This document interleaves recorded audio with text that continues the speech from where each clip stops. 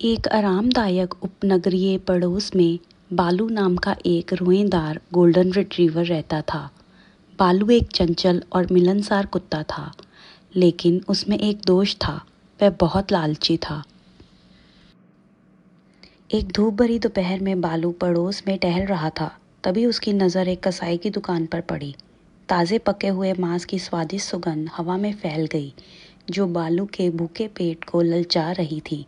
विरोध करने में असमर्थ, बालू ने खिड़की से झांका और काउंटर पर एक रसदार हड्डी बैठी देखी। अपने लालच से प्रेरित होकर बालू के मुंह में पानी आ गया और वह खुद को रोक नहीं सका। वह कसाई का ध्यान आकर्षित करने और अपने लिए हड्डी प्राप्त करने की आशा से ज़ोर ज़ोर से भौंकने लगा, लेकिन कसाई अन्य ग्राहकों की देखभाल में व्यस्त था और उसने बालू पर ध्यान नहीं दिया। बिना कुछ सोचे समझे बालू ने खुली खिड़की से छलांग लगाई और काउंटर से हड्डी छीन ली। अपने पुरस्कार को जबड़ों में कसकर दबाकर विजयी महसूस करते हुए बालू दुकान से बाहर निकल गया।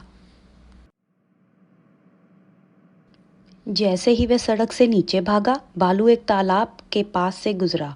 उसने पानी में झांका और देखा कि एक और कुत्ता उसे घूर रहा है। वह कुत्ता जो बिल्कुल उसके जैसा दिखता था, लेकिन उसके मुंह में उससे भी बड़ी हड्डी थी। बालू का लालच उस पर हावी हो गया। वह उसकी बड़ी हड्डी की चाह करने लगा, इसलिए बिना सोचे समझे वह उसकी हड्डी चुराने की आशा से पानी में कुत्ते पर झपटा।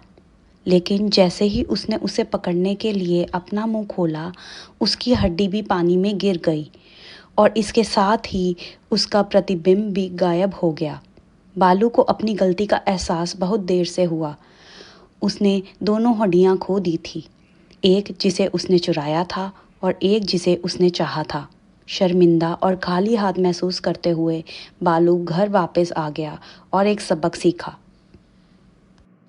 उसने ये सबक सीखा कि लालच आपसे वह खो सकता है जो आपके पास पहले से है।